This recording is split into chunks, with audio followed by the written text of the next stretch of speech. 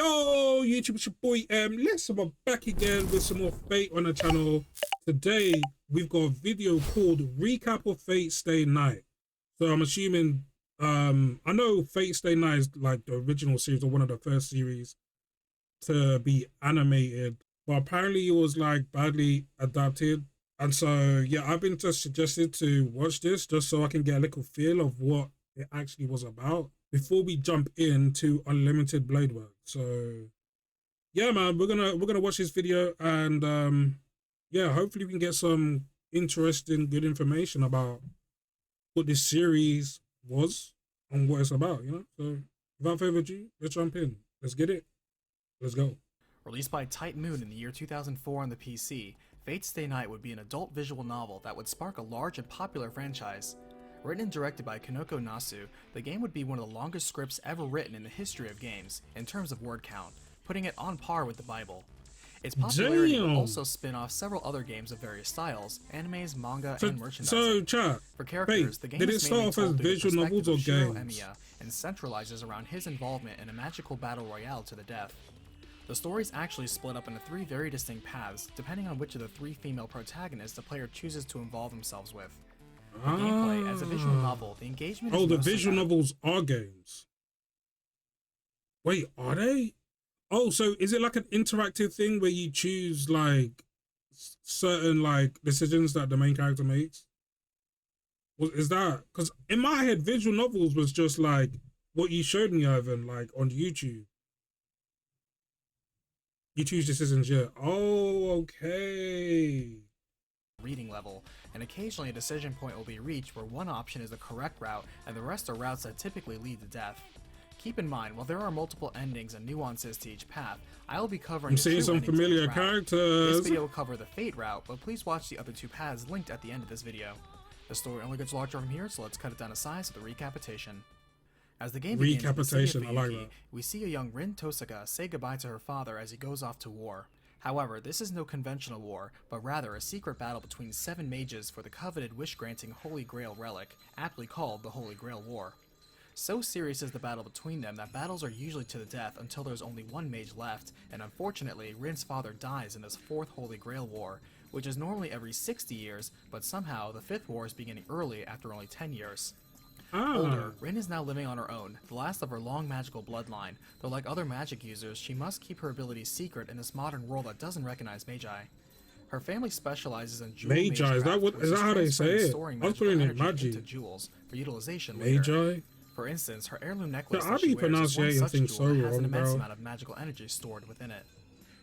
Outside her private life of magic study, she lives a normal high school life, though her proud and competitive nature leaves her with a shallow social life, despite her charming looks and excellent performances academically and athletically. This is partly because it's an accepted practice to kill anyone who discovers the identity of a mage, so she chooses not to let anyone get too close to her. As she goes to class, she bumps into several of her classmates, like the mild-mannered Sakura, the cocky vice president of the archery club Shinji, her stern homeroom teacher, and the handyman around the school Shirou. When she gets home, her guardian heart magic teacher Kirei leaves a message for her to hurry up and prepare for her role as a master. What? She gets home, her guardian and heart magic teacher Kirei leaves a message for her to hurry up and prepare. Chat, am I saying these name wrongs, or is this guy saying these name wrongs? Kirei? I thought it was Kirei. I don't know if I'm saying them wrong, or is this guy saying them wrong, bro. I've been saying Kirei the entire series. Notice that Ioi is dead and not mentioned, literally a non-character. Okay, so that is different. Okay. Hockey vice president of the archery club Shinji, her stern homeroom teacher, and the handyman around the school Shirou. When she gets home, her guardian and heart magic teacher Kirei leaves a message for her to hurry up and prepare for her role as a master in the coming Holy Grail War, or waive her participation and seek the protection of the church before it begins. The Holy Grail War is a fight to the death between the participating magi, but they are not alone. Each one is a master to a familiar called a servant, whom they must summon and form a contract with. However, only one servant can be summoned, and if the summoner has a focus connected to a particular heroic spirit, they can summon an even stronger servant. There are 7 classes of servants: Saber, Lancer, Archer, Rider, Caster, Assassin, and Berserker. Rin herself is determined to summon a servant from the Saber class, which she considers the strongest. Everybody wants that Saber class, man. Possible to complete her summoning, though botches up her timing, but still succeeds in producing a summon. The spirit in question crashes into her living room and is a red knight, rather unimpressed with Rin as a master. Oh. Like all masters, Rin does indeed have a set of command spells on her hand that allow her to control her servant, and are miracles granted from the Holy Grail itself unto its participants. He continues his condescending attitude of begrudging servitude towards Rin until she's mad to the point of spending one of her command spells to demand obedience. While more compliant, the servant reminds Rin not to be wasteful over 2 remaining spells, which can also be used to allow him wait, to so she used the great... command spell from John just because he wasn't listening? Bro. Hey, Welver Velticon would have never done that. I'm just saying, bro. I'm just saying, Waver would have never done that. Archer's the same VA as Sukuna? Is it? Wait. Okay. Okay. This is Archer, right? Archer looks cold as shit, bro. I'm not gonna lie. Archer looks so cool, bro. I don't know what it is, chat, especially with game characters as well, in particular. Game characters with just white hair is always just cool to me. They're so cool. Like, anytime I make a game character, chat, I'm always fighting the urge to give them white hair and red eyes. I'm always fighting that urge, bro. It's just always the best look. Waver almost used the command spell with Ryder at the beginning. Aye. But the thing is, he didn't use it. He didn't use it. So, Waver Velticon is way better than Rin so far. I'm just saying. I may be biased with that, but I don't care. Waver's my guy. Or otherwise reminds Rin not to be wasteful over 2 remaining spells, which can also be used to allow him to accomplish great command spell off jump though is crazy. Still, he has now observed her resolve as well as magical ability, and genuinely regards her with more respect now. Okay. When he reveals he's of the Archer class, Rin is openly disappointed, but Archer protests how he'll show her he's no mistake. When asked which heroic spirit he is, Archer pauses, explaining he doesn't know himself, which puzzles both of them. Regardless, with Rin now a part of the death battle, the war waits for its final master to appear before it begins. In reflection, anyone who is a master but loses all 3 of their command spells loses control of their servant and their status as master, and certainly faces death. With Archer's memory fuzzy, he also can't rightly recall his ultimate move, called a Noble Phantasm, that every servant has as a trump card. Dude. She shows him around town, as servants can turn invisible to normal people, including the site of the final battle of the last Holy Grail War 10 years ago, now a park in the middle of the city. Archer can feel the overwhelming amount of regret here and likens it to a reality marble. Unlike a magic barrier, which is a field that protects its maker here and likens it to a reality marble. Unlike a magic barrier, which is a field that protects its maker from outside danger, but still based on what's around them, a reality marble is a limited field in which reality is removed and instead whatever the maker desires takes form. Rin is interrupted as her command spell throbs, a sign that another master is nearby. Even though the war has not officially begun, masters can technically begin fighting at any time. Oh, swear. The next day, Rin still decides to go to school, as the battles between mages are supposed to take place in secret, so she doubts a surprise attack will come hiding in plain sight. Archer isn't so confident, and to her surprise, Rin notes the next day at school, a magical field is being set up on the school itself. After school, they investigate, and she learns this large boundary field, when complete, will drain the life force from everyone within and claim their souls. What? Archer confirms that as a spirit, they can feed on souls and mental energy, though they don't usually need to, as usually the magical energy of their master is enough. But if they do, they can become tougher as their magical energy capacity will increase, so stealing energy is an understandable tactic for this war. Damn, who's going around doing that though? Of eating the souls of others to win, and Archer seems glad to hear it. As she begins to erase part of the boundary field, she is interrupted by a man in blue armor who recognizes her as a master, and she recognizes him as a servant. Summoning a blood-red spear, he lunges for Rin, who dodges and begins to flee, as she runs and heads for a more open area where she and Archer can counterattack. Archer steps forward and, despite his name, wields a short sword in hand. The fight ensues with both spirits, as Archer is pushed back by Lancer's skill. However, Archer then produces 2 swords, and though Lancer disarms the supposed opponent dozens of times, in an instant, Archer produces new blades. This confuses both Lancer and Rin, as Rin also thought each servant only carries one weapon that is filled with magical energy, which is the basis for their Noble Phantasm, and cannot be replaced like Archer's currently doing. Archer figures out what heroic spirit Lancer is based on his fighting technique, and as a retort, Lancer prepares to unleash his Noble Phantasm and kill Archer. However, everything is interrupted as a student spots them, and Lancer suddenly turns and moves to kill the witness. Rin feels compelled to follow, as even though she knows Lancer seems a bit more crazier she's on this always one. been careful till today since she dislikes involving others. As she finds the student, it's too late as he's been dealt with by Lancer and is dying. She sends Archer to kill Lancer, though notes how odd the student has been pierced in the heart, yet hasn't died yet. She recognizes the student as her classmate Shirou, and refusing to let him die, she uses her last famous family Shirou heirloom and empty all of its powerful magical energy into reviving him.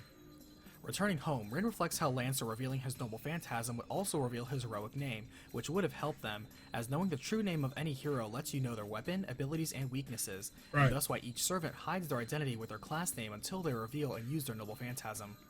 To note, a Saber has made it to the final fight in the last 4 Holy Grail Wars, hence why Rin wanted one, though Sabers, Archers, and Lancers are generally regarded for their high magic resistance. Another servant to note is the Berserker, who possesses exceptional strength, but no sanity, and quickly drains their master's magic, often leading to their own ruin. Damn. Rin suddenly realizes she forgot to wipe the memory of Shirou, which is her way of removing witnesses, and rushes over to his house. She senses Lancer already there, but suddenly there's a flash of white, as now a new, more powerful presence arrives, a new servant that forces Lancer to flee now. However, the new servant now attacks Rin and Archer, nearly felling Archer in one blow had Rin not spent another command spell to send him away instantly. Bro, 2 command spells in a space of like 2 days is nuts, man. And from what I understand as well, the Holy Grail fight hasn't even begun yet. And she used up 2 command spells? And what they were saying earlier is that if you use up all the command spells, you lose the control of your servant. Is there anything more that happens after that? Or is that it? As Rin is easily defeated, she sees it by the hand of the card she wanted, the Saber, and as she now waits for her early death. Pausing the story, perspective now shifts to that of Shirou from earlier, where we learn that he doesn't remember too much of his past, only that his family neighborhood were lost to a fierce fire 10 years ago. Though he alone was saved, inside his heart has never recovered from the massive loss. He would be adopted by a man who confessed to being a magi up front, Shirou Emiya, and later Shirou would ask to learn magic from him. He looked up to the Shirou who rescued him, and has since made it his goal to be a man of justice like him. We go back in time a month, as Shirou is now living alone, though his friend from school Sakura and teacher often help him out in his home.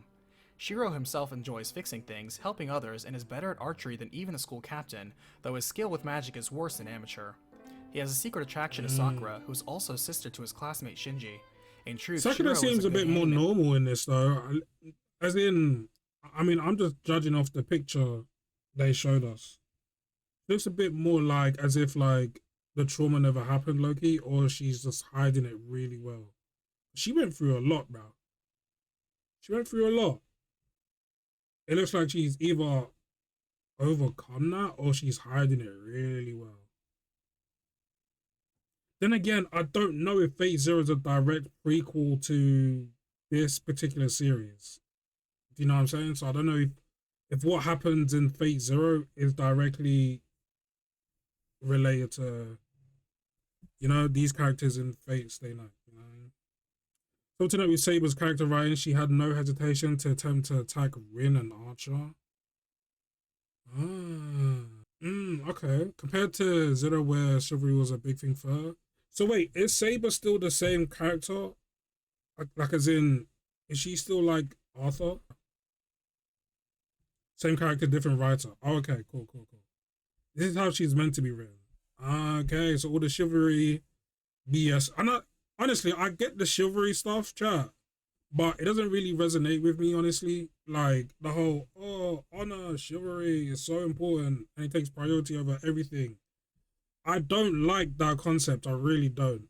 Like, I understand being respectful and stuff like that, but the chivalry thing, it's too far, in my opinion.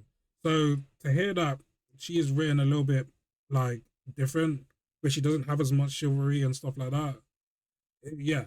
Okay, I feel like I'm gonna mess with Saber's character a lot more if it's written like that going forward. And as he assists his repairs with the light bit of magic he can use. He's able to slightly strengthen things and has a knack for being able to visualize the structure. Let me go back. With magic is worse than amateur. He has a secret attraction to Sakura, who's also sister to his classmate Shinji. In truth, Shirou is a good handyman as he assists his repairs with the light bit of magic he can use. He's able to slightly strengthen things and has a knack for being able to visualize the structure of things and reproduce them in his mind. That night, he runs into a strange silver-haired girl who warns him to summon something soon, else he'll die. As he practices his magic every evening as usual, he reflects how he has a few natural magic circuits but no family crest. as he is an adopted son of the Emiya family, and thus their magic crest could not be passed down to him through blood. Thus, as a normal human, he must work to strengthen the few magic circuits he does have with the natural affinity of magic he's compatible with. Personally, he's okay with never becoming a magus, and instead being like his adopted father, whom he views as a hero who helps people. After a strange dream about swords, he hears about a local murder of a family that were all apparently stabbed by a spear, and that night from work he spots Rin from a long distance with a superior eyesight, surveying the town atop a tower. Please note, it is at this time that the divide between the three routes begins.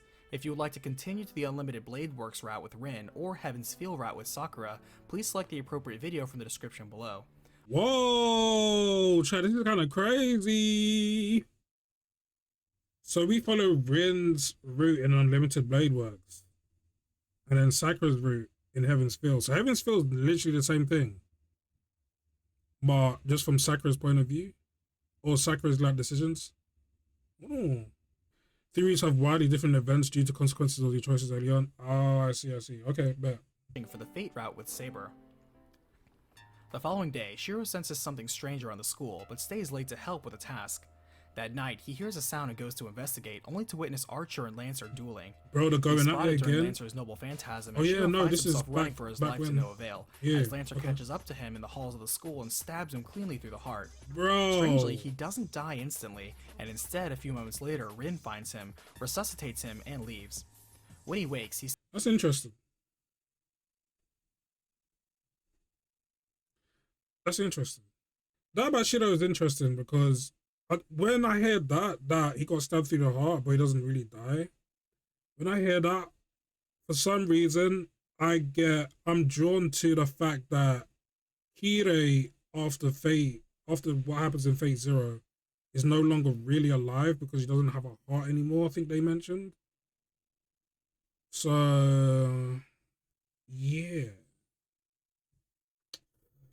I don't know. I don't know why I'm drawn to that.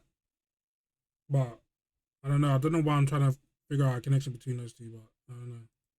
Stumbles home, only to learn Lancer has followed him back, and now moves to kill him again. Determined to at least fight for Lancer his life, is Shirou reaches for a relentless. nearby poster tube and uses his single reinforcement spell to transform it into a metallic sword-like weapon. Seeing this, Lancer mocks and toys with Shirou, during which Shirou makes it to his tool shed. On the floor of his tool shed is a magic circle left by Kiritsugu he never really considered, and as he curses his impending death, a light flashes out, and the seventh servant, one of the Saber class, appears and immediately reacts to save Shirou from Lancer. As Lancer backs off, Shirou sees his savior as a beautiful girl in knight's armor. As Lancer prepares his noble phantasm to kill her, Gaybold, it pierces Saber, but somehow she avoids an instant death, and in doing so identifies the man's true heroic name. However, Lancer's master chooses to recall him, and so he leaves. As things calm down immediately, Shirou was confused to the state of now being a master, but Saber now detects two more foes outside, jumping out to greet Rin and Archer. Ambushing them, she nearly kills Archer had Rin not intervened and sent him away. Damn. As she bears down on Rin, Shirou halts Saber and is shocked to find out Rin is involved in all of this. Ordering Saber to stand down, she does so under protest, and reading the scene, Rin proposes they all go inside as it's clear Shirou has no idea what's going on. As they Rin low-key ruthless in this though. Wait, chat, Rin is low-key ruthless, bro, because, again, Fate Zero, man, Rin was actually very, very, very kind-hearted and very about the people. Here, man, she's like, yo, she's ordering, like, Lancer to go crazy right now. Lancer revealed Kuchan Island's child of like, I have no idea who that is. I did see that, but I just have no idea who that is. But it's like, but Lancer looks exactly the same as he did in Fate Zero. And he was a different identity then. So, does their parents stay the same regardless of who the person is? Or who the identity is? Because he looks pretty much the same. From the pictures I'm seeing here, anyway. As she bears down on Rin, Shirou halts Saber and is shocked to find out Rin is involved in all of this. Ordering Saber to stand down, she does so under protest, and reading the scene, Rin proposes they all go inside as it's clear Shirou has no idea what's going on. As they talk, Rin quickly learns Shirou knows close to nothing about magic at all. In return for sparing her life, she explains everything to him, including the Holy Grail War and how the Battle Royale game is won. Though Shirou still has many questions, so she takes him to see the priest supervising the whole war. The priest Kirei seems pleasant enough, but smiles strangely when learning Shirou's last name of Emiya. As he clarifies things, Rin points out the war is to determine the last servant standing, so it's not strictly necessary to kill the masters, but it usually ends up happening since the easiest way to beat a servant is to kill the master behind it. In the event a master is killed, a servant lingers until its magical energy depletes, during which they can form a new contract with a master who lost a servant and still has at least one command spell. Thus, killing masters killed, a servant lingers until its magical energy depletes, during which they can form a new contract with a master who lost a servant and still has at least one command spell. Okay, that's kind of similar to what he did with Gilga. Are just both Irish? Some motifs in their design are similar. Oh, okay. Alright. Thus, killing masters is more effective in that regard too. Alternatively, if a master has used all their command spells and thus loses control of their servant, they may seek sanctuary of this church for the duration of the war. Shirou objects that an evil person can get the Holy Grail easily, and Kirei says that the easiest thing is to simply win himself, else another side effect of the war, like the blaze that killed Shirou's family 10 years ago, will occur again. He also mentions the Grail will choose its own master and unworthy ones will be rejected, as he found out personally as he was a participant in the last Holy War himself. He says Shirou should be happy, as his personal wish of becoming a hero is able to come true, as there is indeed a villain in this war that he can defeat. Regardless, Shirou decides to stay in the Holy Grail War, which has now officially begun. As they leave, Rin mentions how Kirei is her second teacher, but originally he was a senior apprentice to her under their same teacher, her father. She also mentions he's untrustworthy, hence why she didn't even tell him what class she has. Still, once they return home, she breaks off, explaining that now that he knows Rin the is rules, very cautious of Though Kirei, as soon as she which leaves, she the really small should be. silver-haired girl from before now appears, this time with a giant of a man beside her. She recognizes Rin and introduces herself as Ilya Einsburn, a family name Rin also recognizes. Wasting no time to attack two masters at once, Ilya commands her servant Berserker to kill them all. Berserker's powerful, but wild swings are barely parried by Saber, who's already weakened from our first two battles already. As things seem grim, Ilya has no problem revealing her Berserker's true name as a legendary Greek hero, Hercules. With swear to God. Hercs? She got big Hercs? That's kind of crazy. She got big Hercs. Why is it Berserker though? Like, I can't remember the story of Hercules. Why is Big Hercs mad? I'm trying to remember the story, bro, of Hercules, but all that's coming to me is like the Disney movie. And I can't even remember it like that. But she got big Hercs, that's mad. Can do, Shirou blocks Berserker's blow. She got a god, like she got literally a demigod, bro. That's actually nutty. His own body, a maneuver that saves Saber, but shocks both Rin and Ilya. As Shirou drops, dying again, Ilya oddly chooses to withdraw Berserker for today. Killed his children and went crazy. Wait, did he? But did he do that in the movie? Wait, is that the story of Hercs? Hercs was turned insane by a hero and he massacred his family. Oh wait, no, that actually sounds familiar. Wait, that actually sounds familiar. Okay. I don't remember that ever being in a Disney movie though. Ilya. As Shirou drops, dying again, Ilya oddly chooses to withdraw Berserker for today and promises to kill Rin later as she leaves. Bro, I can't, like, Fate Stay Night is, I just feel like, it's crazy. Because Fate Zero, when we introduced these characters like Rin, Ilya, like, they seem like real nice people. Like, they were going to grow up to be, like, real nice and, you know, may think twice about killing people. But they're going at it, bro, from jump. Like, I don't know if it's the influences they had when they, from Fate Zero to now. But, dude, it's like, they've just changed, bro. Like, bro. Like, Ilya's like, I'm gonna kill you. Like, and you remember Ilya, bro, in Phase Zero, she was sweet, she was kind, she was like having fun with her daddy. And by the way, By the way, why did Kiritsugu not ever link back up with Ilya, by the way? Like, why was that never a thing?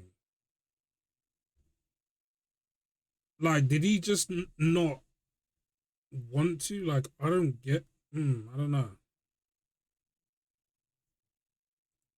He's surprised to be alive, and Rin reveals his body regenerated on its own with his magic, but Shirou protests Let me go back. to withdraw Berserker for today, and promises to kill Rin later as she leaves.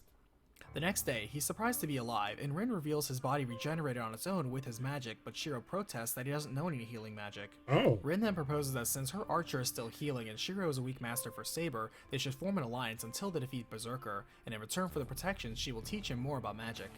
Shirou agrees, though to himself he still doesn't have a personal desire to win the Holy Grail.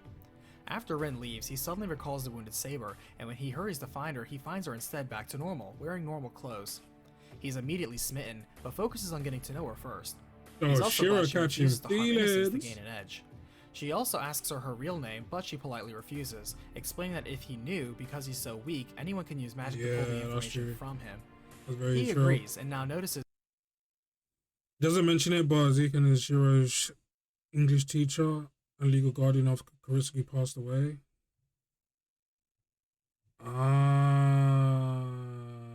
Okay. He failed to get the grail, so Eisenberg did not let him go back with Ilya. Okay, yeah. Alright. That makes sense. But wouldn't Ilya want some kind of relationship with her dad still? Because they seem pretty close, man, from what we saw in the anime. But maybe she got influenced or to not like him anymore or something. Rin back with luggage explaining she'll be living here with him as per their alliance. At dinner, they agree for now they will continue letting their servants heal while doing their best to gather information on the other four masters. They continue living a normal life, though at school, Rin lets Shirou know about the life-stealing boundary field being set up. After some investigating, Shirou finds the base point of the field but is discovered by Shinji, who has already surmised he and Rin are masters working together. Shinji proposes working together as well, and leads him back to his own house where he reveals his own servant, Ryder. He explains that while his lineage, the Mato family, used to be magi, the magic circuits in their bloodline died out long ago and they only have their knowledge, while he can't actually use magic. He also mentions only one heir in a household can inherit a family crest, and that's him, so other children like Sakura are either kept in the dark about magic or given out to be adopted by their families. When Shirou... Huh? Wait. I'm going back. Bloodline died out long ago and they only have their knowledge, while he can't actually use magic.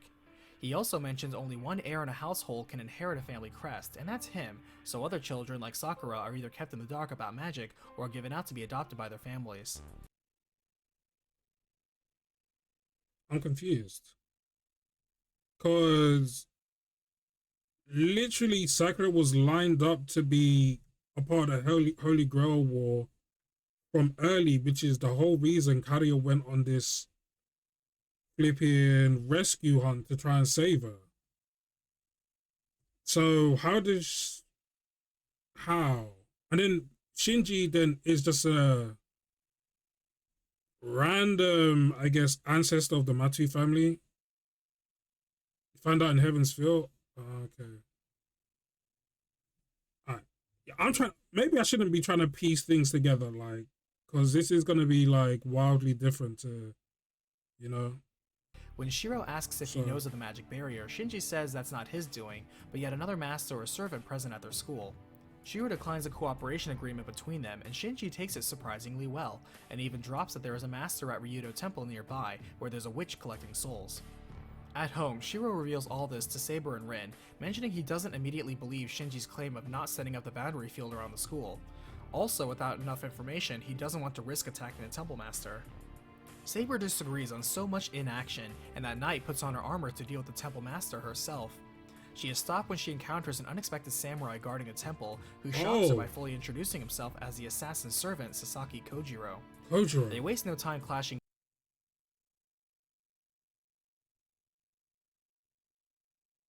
Kojiro sounds like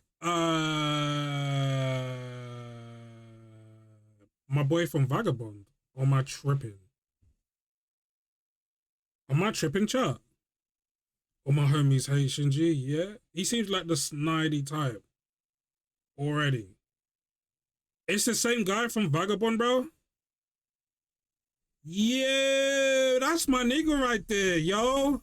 Hold on, bro. Actually, yo, that's my nigga right there.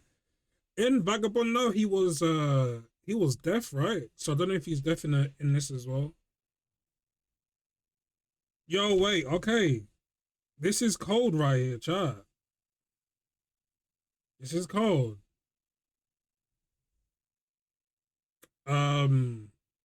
What did they say? What servant he was? Assassin, yeah?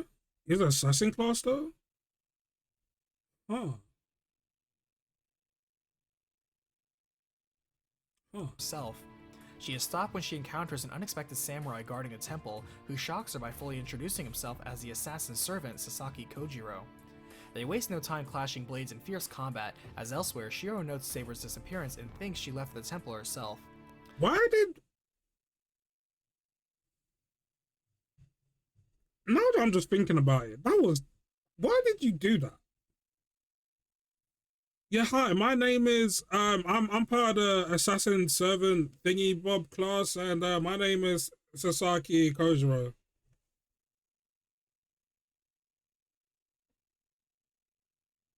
Why would you do that? Did he actually just say that? He just gave up his identity straight away. Being the assassin class of all classes, bro. Like, what? Did that actually happen, or is he just like, I don't know. She is stopped when she encounters an unexpected samurai guarding a temple who shocks her by fully introducing himself as the assassin's servant Sasaki Kojiro. Why? They waste no time clashing blades in fierce combat, as elsewhere Shirou notes Saber's disappearance and thinks she left the temple herself. A dagger thrown in the night almost catches Shirou as he approaches the temple, which is noticed by Assassin, who withdraws, noting that their third-party visitor is clearly here to witness her techniques and prey on the victor. Yo, there's so many third-party type shits in Fate, bro. I'd hate it so much. Helps Saber home, his pride erupts on Saber. The third party is strong in Fate, but also because she's a girl. Naturally, Saber is a warrior first, doubly so because she's also a servant whose role it is to fight in this war in the first place. Shirou then boldly proclaims he'll fight as well, and while initially rejected, Saber accepts it with the help of Rin, under the condition that Shirou be taught swordsmanship by Saber. And so, with sword training under Saber and magic training under Rin, Shirou gains a better perspective of actual battle. Yo, wait, hold on. Shirou getting a level up, bro. Swordsmanship training from Saber, one of the best swordsmen ever in the history of the world. Rin, one of the best prodigies to ever come from the Tohsaka family, which is strong. The bloodline is known to be strong in magic. Probably one of the strongest. Hold on. Shady level up might be crazy. Did he say badass he reveals his name to make things harder for himself? No, I hear that. I hear that, bro. I like that, though. Because my boy Kojiro in flipping in Vagabond was a badass as well, man. He was up there with me. I haven't finished Vagabond as well yet. But where I'm up to, bro, he's up there with me as like him and Musashi being like the two top characters in that show or in that manga. My correction, he doesn't argue with her because she's a girl, but his trauma and survivor's girl refuses to let anyone fight for him. Ah, interesting. Interesting. Okay. Fixes a lot of the magic dysfunction. Training under Rin, Shirou gains a better perspective of actual battle, and Rin fixes a lot of the magic dysfunction that has held him back all these years. She explains that after he gets the basics of his strengthening, which enhances the abilities of something, he can also likely learn transformation magic, which adds new effects to something, and then finally projection magic, which can create something. Unfortunately, he's quite bad at a whole lot like Nen, bro. And offers some advice to him, at least winning his mental battles first before winning in real life. A few days later, Shinji calls Shirou and invites him to speak alone during school, and Shirou complies, though as soon as he does, something is immediately wrong. Suddenly, all of his senses are assaulted as the barrier field trap around the school activates, and Shinji reveals himself, proudly claiming this trap to kill everyone in the school and feed the souls to his rider.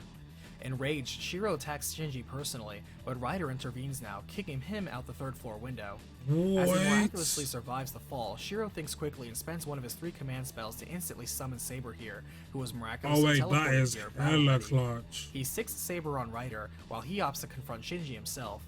Did we get to see the Rider Servant? Because I don't remember what a Rider Servant is. Did we ever get to see the Rider Servant? I didn't see it. Where's good, my boy? Hey, man, I'm good, man. What about you? What about you, bro? Shinji's arm and strangling him, he forces him to make Ryder drop the killing field, though Ryder triggers her noble phantasm, creating an opening for herself and Shinji to escape from. Shirou collapses and Rin brings him home, heavily injured but mysteriously regenerating, and more importantly, successful in saving everyone in the school. Bro, is this nigga Shirou regenerating because of Saber's catalyst? Avalon? Oh, Avalon. Oh, yeah. No, yeah, the relic, right? Still, this is a wake-up call to Shirou never to fight alone and to trust Saber by his side going forward. He chooses not to rest for long, as he knows Shinji must be stopped as soon as possible, and given how he can beat Shinji one-on-one, and Saber can beat Ryder one-on-one, there's always a Shinji type guy in these early girl wars, man. You know, However, and now Shinji. Shinji. Ryder sneak attacks again, spurring another battle and reveals her noble phantasm to be the powerful gold-bridled Pegasus of the Greek hero Bellerophon. Yeah. To counter, Saber releases the wind seal on her invisible sword, revealing it to be the legendary gold sword Caliburn, sword of the knightly King Arthur, and obliterates Ryder, whose true identity was Medusa, in a single swing with her noble phantasm. I was gonna say Medusa, dude. I was gonna say Medusa, but then the Pegasus threw me off. And obliterates Ryder, whose true identity was Medusa, in a single swing with her noble phantasm Excalibur. Damn. Shinji, who was hiding nearby, panics and flees as his command seal burns away, removing him from this contest, but Saber collapses after this, so Shirou lets Shinji go as he carries Saber home. Excalibur, not Caliburn. Yeah, nah, yeah, chat, bro. This guy, bro. Obviously, no offense to him or anything, but dyslexia must be running rampant. And I think I'm dyslexic as well, so I'm saying this Rin reveals Saber has expended a tremendous amount of magical energy, and unless her supply is refilled, she'll disappear on her own. Normally, the Master supplies the servant energy, but Shirou hasn't been able to do that so far. As he rests that night, he has a dream about Saber in her previous life as Archer, noting how her sword wielded then was different from that of hers wielded now somehow.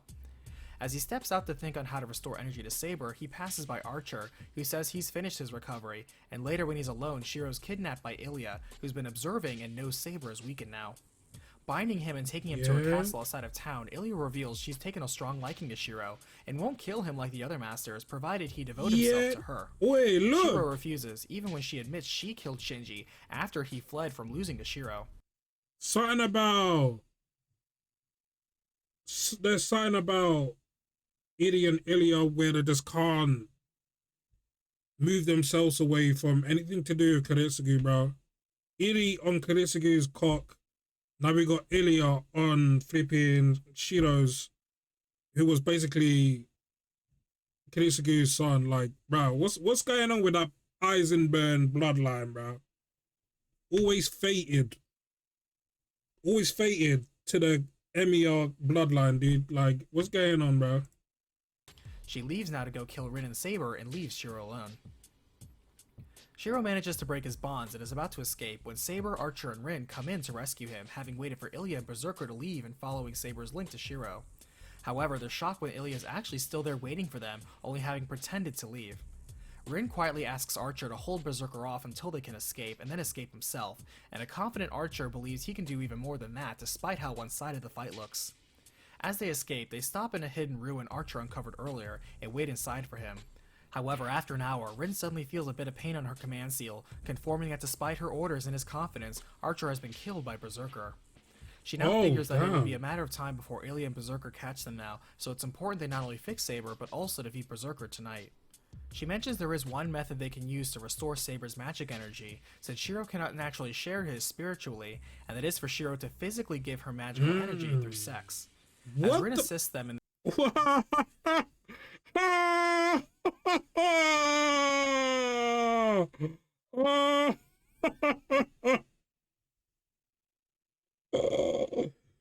Chat, why does that sound like? Why does that sound like an excuse you'd make just to get with the person, bro? Like, yeah, we've got to do this. Otherwise it won't happen. Like, unfortunately, I really don't want to do it, but this is the only way. Like, do you know what I mean? But that's crazy. Mana transfer, that's insane, bro. There's no way. There must have been a different way. There must be multiple ways to do it. There's no way that's the only way, bro. What happened off screen, but anime to do it. Is it? Wait, okay. And that is for Shirou to physically give her magical energy through sex. As Rin assists them in this necessary intimate threesome ritual, Ilya is slowed by Berserker, who must now stop and heal his wounds. Before falling, Archer delivered 6 fatal wounds to the servant, and would have won had it not been Hercules he was fighting. Still, she moves out. Oh, you didn't want to make? But it sells better. I guess it. I mean, barely recovered as Shirou and the others. It's an adult novel as well, so I mean, has more energy. Shirou himself plans to fight supportively of well, crafting a bow with his improving magic, as he's decent with archery. As Ilya crashes in to kill them, their fight is still a desperate struggle, as Saber has enough energy to fight, but not enough to use her noble phantasm. Even Rin's sneak attack manages to kill Berserker, but Ilya proudly declares Berserker cannot actually die until he's killed 12 times, as his body itself is his noble phantasm, God Hand. Shirou's arrows are useless, but instead, as himself, Saber, and Rin are at death's door, he imagines a more powerful weapon. The God Hand, Berserk, the manga, the God Hand. Yo, there's so many references I feel like in these shows, in these Fate series, the other like series and stuff. Riders VA streams on Twitch, by the way. Oh, does she? Wait, the Iskander rider or the Medusa rider? But instead, as himself, Saber, and Rin are at death's door, he imagines a more powerful weapon, Saber's Caliburn, as its maximum capacity, and to everyone's surprise, an imitation materializes in his hand.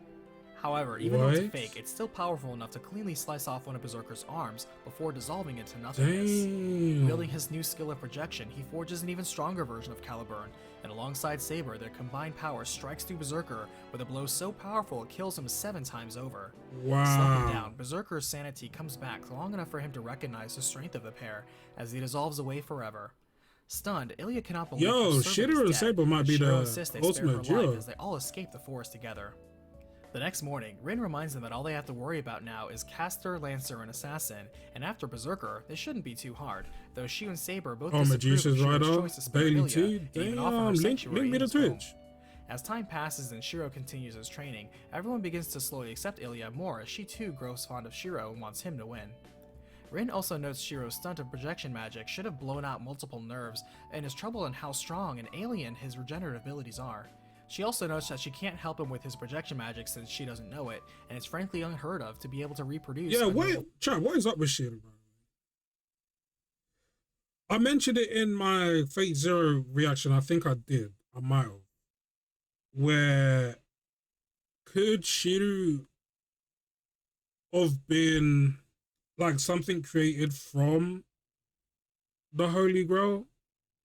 Because you know how he like kind of spawned from, not spawned, but you know, he was the only one left.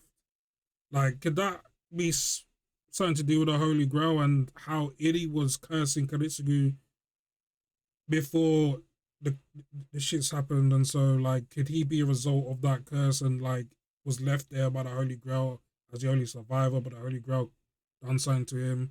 And he's all of a sudden this supernatural guy who can, like, just, regenerate ridiculously. Like, I don't know. But there's something about Shirou we don't know about. Phantasm like he did and survive, though it likely means he has abilities are. She also notes that she can't help him with his projection magic since she doesn't know it, and it's frankly unheard of to be able to reproduce a noble phantasm like he did and survive, though it likely means he has a natural affinity for swords and should master that. She mentions that she'll stick around here with him and will still fight, suggesting they move their attention to the strange magical energies around Ryudo Temple. As the air between Saber and Shirou is a lot more personal since that night, Shirou begins to wonder what he can do to make Saber happy, since he knows the tale of King Arthur ends in misery. When he asks her directly what her wish is, Saber reveals she's not a true servant summoned by the Holy Grail, but instead asked to become a servant in order to obtain the Holy Grail. Rather, the deal is, she will be a servant until she gets her wish, which is for King Arthur to obtain the Grail while still alive. In order to make that happen, time is stopped for her at her moment of death, and she is essentially immortal until that goal is met. Hence why she can be summoned to multiple battlefields, like the last Grail War. What? Chat, someone needs to explain that to me. I just don't get that. What? So she's immortal because she wasn't even summoned for the Holy Grail. She was... I don't... Bro, that just broke my brain. That just broke my brain. So she's alive still, basically. So she's like... She's not summoned, but she's actually alive. It's almost like she got plucked out of her world into this world. Remember, she couldn't turn invisible in Zero? Oh. No, yeah, you're right. She didn't really, did she? Okay, interesting. Interesting. She also notes she is actually not a spirit, but alive, since she is merely frozen in time and never technically died. However, her wish is for her own existence to be removed so that she never pulled the sword from the stone, as she believes her failure means there is likely a better candidate than her who should be selected as king. After this wish is granted, she'll die and will likely become another heroic spirit again, and thus be able to be summoned to fight again anyway. Shirou rejects such a wish, but is keep memories of past times, but she's alive, so she keeps them. Okay. Though weak, they are numerous, and as they move outside, they see Castor is by herself with no master. She confesses she killed her own master and survives by consuming souls, and will still obtain the Holy Grail for herself. She also reveals Assassin has been defeated, and wishes to speak with Saber. However, a man in gold armor suddenly appears and defeats the entire Golem army by himself. Summoning a hail of weapons, each one is unique and as powerful as the noble phantasm itself, he obliterates Castor easily, and turns to Saber, apparently familiar with her. Saber is surprised too, asking why the man, also named Archer, is still in this world. He asks her to think on the decision he made because he, like, at the end of Phase 0, he's, like, alive now. He's, like, real. Do you know what I mean? So it makes sense that he's here. And then leaps away, sparing the group. As the group collects their thoughts, Rin is again amazed at Shirou's healing ability. So I wonder what happened between the relationship between Kirei and Gilgamesh. Self-healing to that degree either. I wonder what happened. When she stops to think about it, she suddenly as freezes with an close. epiphany she keeps to herself. Moving on, Rin deduces from what Saber has explained that this archer must be the winner that beat Saber in the last Grail War and has somehow survived to this day. However, he seems to have a legion of nobles phantasms, so it seems impossible to determine his real identity. Saber mentions Archer also proposed marriage to her in the last war, but she declined him then like she still does now. She then suggests Archer may still be around because no one got the Grail in the last war. In fact, it turns out Shirou's adopted father, Kiritsugu, was also Saber's master in the last war, and betrayed everyone by commanding her to destroy the Grail.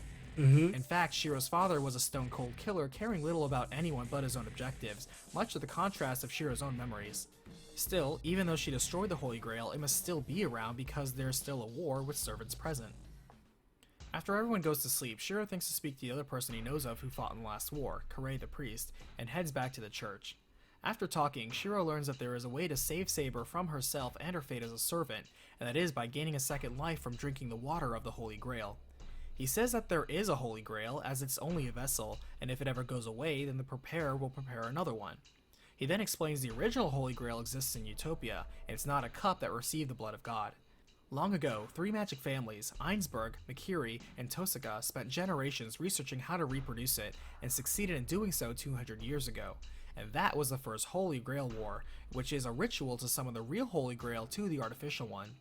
The Tohsakas provided the land and the summoning system of servants. The Mikiri, now known as the Mato family, provided the command spell to bind the servants, and the Ainsburns provided the vessel for the Holy Grail to dwell in. When Kiritsugu betrayed the Ainsburns in the last war, they threw down their best trump card, and Ilya, their current descendant, likely has the Holy Grail. When Shirou mentions Archer still lingering, Kirei is puzzled. Ilya must be like, I guess, the Holy Grail war. The Holy Grail vessel-ish.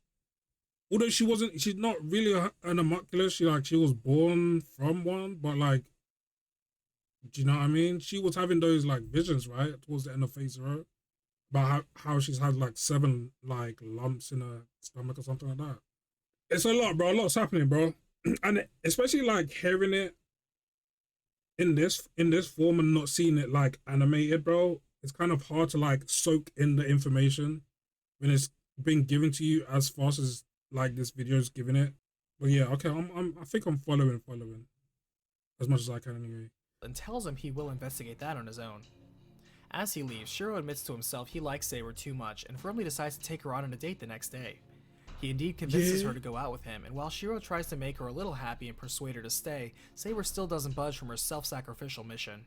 As they walk home, Archer interrupts them, still claiming Saber is his, and crushes Shirou to the edge of death. Bro, look Careful at not to kill him Gilgamesh. early, else That Saber will fit is disappear. crazy. She arms herself and attacks the man, who dons his own armor and allows Saber to fight him.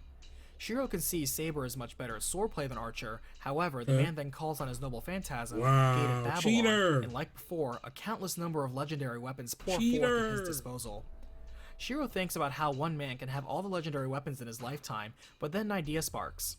If the weapons were his like he claims before they became his lifetime, but then an idea sparks. If the weapons were his like he claims before they became legend through someone else, then it's possible he can have all the weapons. The man agrees with Shirou, explaining that if the weapons were his like he claims before they became legend through someone else, then it's possible he can have all the weapons. Okay. The man agrees with Shirou, explaining that he comes from an ancient time when the world was one, and he was a king who had a perfect collection of every treasure in the world. Treasures, right? He mentioned that in Phase 0, his After treasury, his death, right? contents of his treasury spread throughout the world, eventually becoming noble phantasms. Yet it's still true they all once belonged to him. Mankind's oldest everybody's king of heroes noble phantasm is basically Gilgamesh. Undeterred, Saber prepares to use Excalibur, which prompts Gilgamesh to produce his own original personal weapon. Oh yeah, that shit was crazy. Saber unleashes her noble phantasm, only for her to be easily overwhelmed and blown away by Gilgamesh. Whoa. With Saber defeated, the broken Shirou forced himself to stand up and produce yet again his own duplicate Caliburn, but this time the copy is so good it even retains the will and memory of the original, able to counter Gilgamesh's blow on its own. Bro, Gilgamesh explains that the sword Shirou has is actually a copy of Caliburn, the sword in the stone, and the model it's based on is Merodach, the sword of selection, which Gilgamesh produces now. Cutting Shirou down easily, Gilgamesh moves to pick up Saber, but again Shirou stands, declaring his love for Saber and refusal to back down. Producing Caliburn once more, Saber now joins him, and together, like with Berserker, they slash into Gilgamesh, cutting through his armor and slashing his face. Oh, they got him! Enraged at the light wound, Gilgamesh chooses to retreat for now, to the surprise of Shirou, and again Gilgamesh to his surprise, his body begins regenerating. Hold on, chap. Hold on, bruh. Really? I would have never thought Gilgamesh would retreat. I'd have never thought. But he has done it in the past. Not retreat like, oh, I'm in danger, retreat. Impossible. You know what I mean? Not like that. Like, Gilgamesh chooses to retreat for now, to the surprise of Shirou, and again to his surprise, his body begins regenerating his overwhelmingly fatal wounds. bro. Saber is pleased at this, as she finally understands now that the missing sheath to her sword that would have rendered her nigh invulnerable was actually inside Shirou this whole time, and that is what has helped him through this war. That makes sense. That night, Saber overlooks Shirou as he recovers his energy, and Shirou doubles down on his declaration of love for her, embracing her and kissing her, and Saber doesn't resist him. Instead, she accepts him, and the two make love that night, restoring Saber's magical energy more to the process. segs. Traveling to the church, he doesn't find the priest, but instead stumbles into a ghastly room full of corpses barely kept alive, but mutilated and used for siphoning off magical energy. Eerily, he is greeted cheerfully by Kirei down here, exposing to Shirou that under his cold exterior is an unfeeling maniac. He reveals all the bodies here are the living remains of the people laid waste in the massive fire 10 years ago that almost killed Shirou. What? And had Shirou not been adopted, he would likely be one of the orphan bodies here too. Nah. He explains these are living batteries for the servant he's been keeping alive for 10 years, and he no longer needs them since Shirou and his servant will be killed soon. Oh, Gilgamesh. At this time, Shirou is impaled from behind, and Kirei reveals he is the master for Lancer. Elsewhere, Kirei reveals he's the master for Lancer. Wait, what? Oh, shoot. Chat, wait, man. A lot is going on right here. no longer needs them since This is Shirou and his crazy. servant will be killed soon. At this time, Shirou is impaled from behind, and Kirei reveals he is the master for Lancer. Elsewhere, Saber and Rin wonder where Shirou is, as Rin has not only figured out what Ilya actually is, but also that Lancer's original master was killed before she encountered him at the school, so someone else is controlling Lancer. Saber explains that masters who still have their command seals and servants after the Holy Grail disappear are still masters, and that can only mean Kirei, the only surviving master from the last war, is more than likely the lurking master hiding in plain sight. Saber then gets the mental alarm that Shirou's life is in danger and he's in the church, so she wastes no time dashing there. It appears that fatally wounding Shirou is bait for Saber coming here, and Kirei leaves Shirou for dead. As Saber kicks down the doors ready for battle, Lancer is there ready to fight Saber, as Kirei explains the Holy Grail can be called forth at full power when there's only one servant left and the rest have been killed, though it can still be summoned incompletely and still grant most wishes. Lancer questions this, as he was told, like all servants, that the Holy Grail will not appear until there's only one servant left, and Kirei points out that that is true for the Grail itself, but not for the vessel prepared to receive it. The vessel will continue to receive power as each servant falls until there is only one servant left and the Grail is summoned. This is verified by Saber, as both she and Archer survived the last war and the Grail still appeared. Dangling a Wait, my brain again. My brain is malfunctioning again. Monster Original Master is a badass and one of my favorite characters. I assumed Lance's original master was Shinji. No, it wasn't Shinji. No, it wasn't. Wait. No, they didn't tell us who Lance's original master was, did they? Or who Lance's master it was in this Holy Grail war right here. Lance's original master was killed off screen. You'll find out more about her. I don't know if you read it. Kirei cooked the master and stole Lancer. Oh, okay. Saber coming here, and Kirei leaves Shirou for dead. As Saber kicks down the doors ready for battle, Lancer is there ready to fight Saber, as Kirei explains the Holy Grail can be called forth at full power when there's only one servant left and the rest have been killed, though it can still be summoned incompletely and still grant most wishes. Lancer questions this, as he was told, like all servants, that the Holy Grail will not appear until there's only one servant left, and Kirei points out that that is true for the Grail itself, but not for the vessel prepared to receive it. The vessel will continue to receive power as each servant falls until there is only one servant left and the Grail is summoned. This is verified by Saber, as both she and Archer survived the last war and the Grail still appeared. Dangling a dying Shirou in front of Saber, he asks Shirou what he really wants the Grail for, tempting him with the opportunity to redo the Great Fire from 10 years ago and live a normal life. However, even with his dying breath and the dozens of dying people he couldn't save, Shirou defiantly says he doesn't believe the path he's on is the wrong one, and he cannot stray from it for the people he's left behind. Saber's shaken, as her circumstances are so similar to his, yet she's betting everything to get the Grail and reverse the fate of the people she could not save in the past. Shirou's conviction gives her pause, and Kirei confronts that, telling Saber that if she kills Shirou, he will simply give her the Holy Grail. He reminds her Shirou is dying anyway, so it would be a mercy, and this is exactly why she became a servant, so it's a win-win for her. As she reflects, she realizes Chat, I'm trying to keep up. We've lost him, bro. I'm trying to keep up, bro. The way this guy talks, he's talking like he's in 2 times speed as well. That's not helping. There's a lot of like intricacies happening right now, and I don't know. I can't put them together right now. Yet she's betting everything to get the Grail and reverse the fate of the people she could not save in the past. Shirou's conviction gives her pause, and Kirei confronts that, telling Saber that if she kills Shirou, he will simply give her the Holy Grail. He reminds her Shirou is dying anyway, so it would be a mercy, and this is exactly why she became a servant, so it's a win-win for her. As she reflects, she realizes her longtime conviction was to be a king that always fought for her country, even if it meant losing everything, and was not to make everyone happy, and to that end, even though she did lose everything, it was not in a way that violated her oath as king or pride as a knight, so really she had everything she wanted. Her mind made up, she points her sword at Kirei, explaining she will not kill Shirou to obtain the Grail, and instead reaches for Shirou. His regeneration kicks in now, healing him quickly, and Kirei now admits he must now kill Shirou in order for his own wish to be granted. Saber demands to know where the vessel for the Grail is, and Kirei is shocked that they of all people don't know since they're the ones hiding it, and Gilgamesh now enters the scene, shocking everyone. Gilgamesh As it turns out, Archer was also Kirei's servant in the last war, which bothers Lancer as it exposes Kirei's deceit to him. Even though Kirei was defeated by Kiritsugu, Kirei touched an incomplete Holy Grail and wished for a diversion to split up Saber and Shirou's father, causing the massive fire that ruined so many lives, including Shirou's. He explains the Grail is only full of darkness and curses, and when Saber destroyed the vessel, it spilled onto Archer, thus corrupting him into the manner of today. The Grail is pure power, granting the result of the wish, not ensuring the means, so whatever you wish for will be granted, but through destruction. This breaks Saber's image of what the Grail was, and she doesn't remember his own birthday. His trauma's that bad. Damn, that's tough. So wait, I like what they said there, bro. Like the Grail will give you your wish, but it's granted through destruction. That's insane, chat. He laughs, satisfied at the entertainment, and leaves Lancer and Gilgamesh to deal with Saber and Shirou. Saber grabs Shirou and rushes past the servants, and surprisingly, Lancer feigns attacking them to instead attack Gilgamesh, who parries. Lancer declares he won't follow Kirei's orders, but it's for himself and not to help Saber.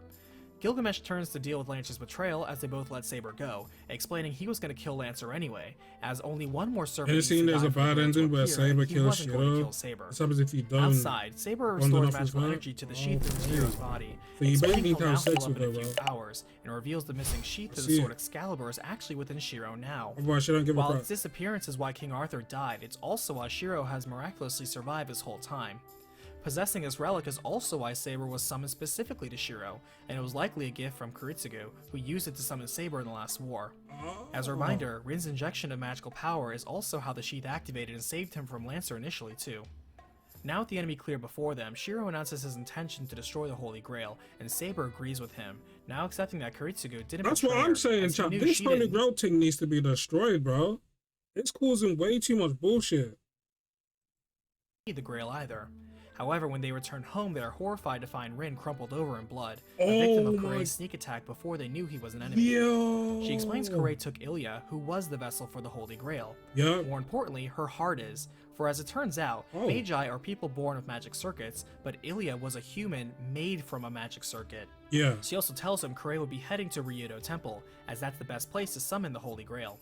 She then gives him her personal magic dagger, Azoth, to defeat Kirei with. Oh, that's the Kirei dagger literally that, backstabbed her father with this dagger in the last war, and falls asleep, wounded but still alive. As she rests, Shirou prepares a strategy for the final battle, starting with returning the sheath, keeping him alive to its proper owner. As they make their final preparations, they approach Ryudo Temple, seeing the dense convergence of mana and figuring Lancer must have fallen to Gilgamesh. By this time, Shirou's swordsmanship has grown through daily training and real combat to the point of almost equaling his teacher, Saber. Oh, damn. As such, Shirou states their plan of only having to defeat one of the pair, either Kirei or Gilgamesh, so she'll go all— Should know that the version is written in first person, so we're inside Shirou's head. Get to his thoughts, every anime adaptation. Because it's all because we're in third person POV. Oh, yeah, that's true. Yeah, that's true. That's true. Most animes do have sometimes, especially if they're the main character, does have that, like, I guess, speech bubble type shit. Gilgamesh, and he'll take on Kirei. Gilgamesh is there to greet them first, as the Holy Grail has— Bro, I know this last battle, like, dismisses slaps as Shirou well. to see Kirei waiting for him around the back. Stepping into the altar prepared by Kirei, Shirou sees Ilya strung up as the vessel for the Holy Grail. Look. Surprisingly, the black mud that is the contents of the Grail has a mind of its own and attacks Shirou with whip-like tentacles the moment he gets close. Damn. As Shirou struggles to approach Kirei, Kirei explains he is the most fit to receive the Grail since he loves humans the most, relishing the entertainment they provide especially when they struggle or suffer. Yeah. And he'll especially enjoy getting his revenge on Kiritsugu's son. Bro. As both pairs clash, Shirou is overwhelmed but driven, as Kirei reveals how he also killed Kiritsugu with his cursed black mud too, and invokes the name Anjia Mainyu. A blinding light erupts that is noticed, and he'll especially enjoy getting his revenge on Kiritsugu's son. As both pairs clash, Shirou is overwhelmed but driven, as Kirei reveals how he also killed Kiritsugu with his cursed black mud too, and invokes the name Anjia Mainyu. What? So that black mud thing was Kirei all along?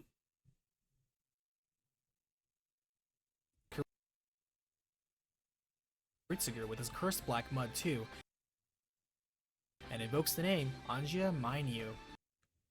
And that's the... What?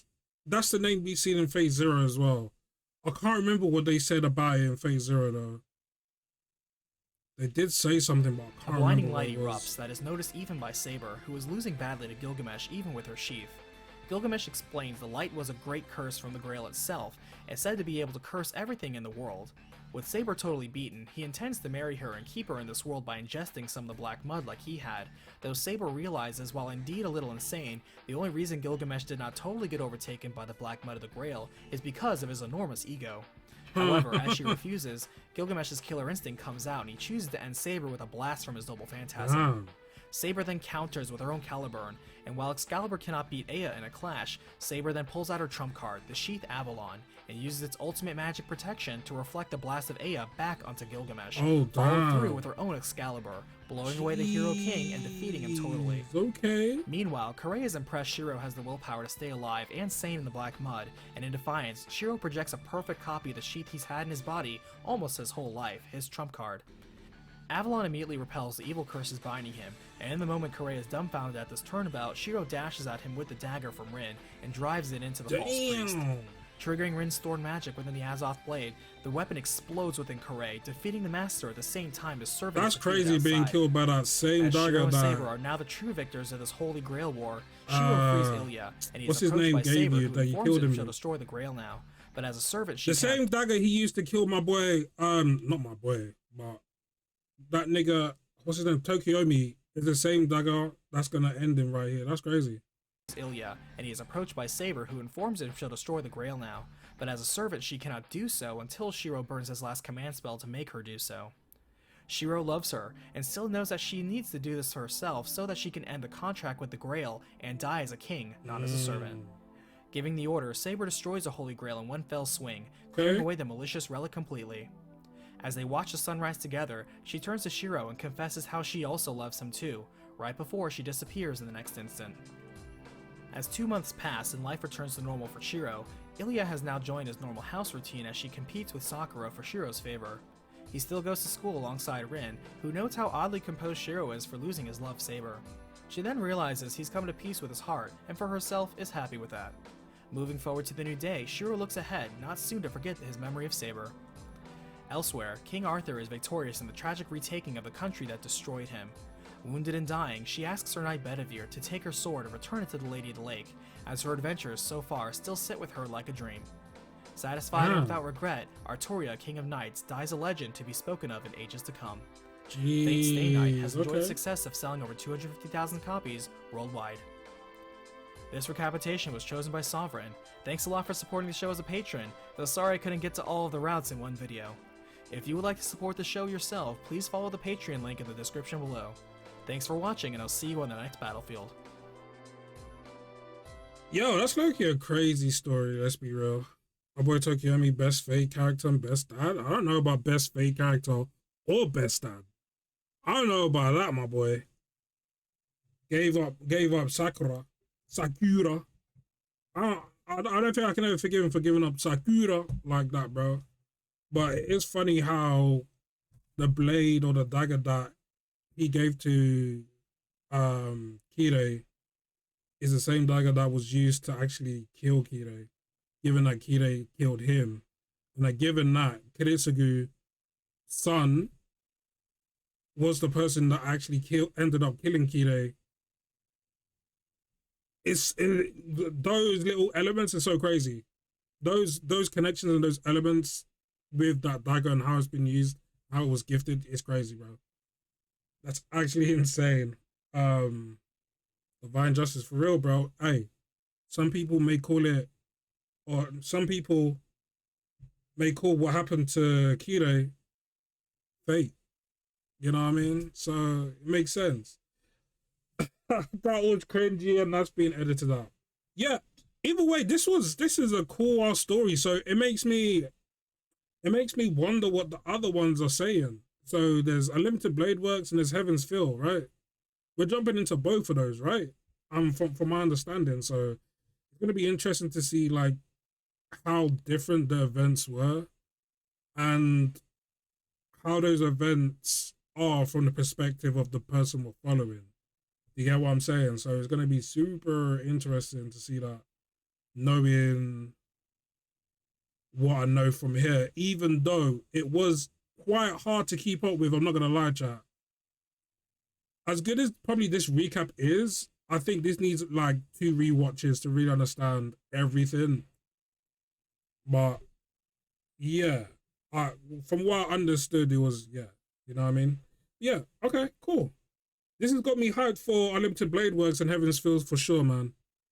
For sure. So I'm excited to get into those. If you enjoyed my reaction, make sure you drop a like, subscribe, comment down below what you thought. Unlimited Blade Works is coming to the channel very, very soon, so make sure you stick around for that. And I'll see you guys in the next one. Peace.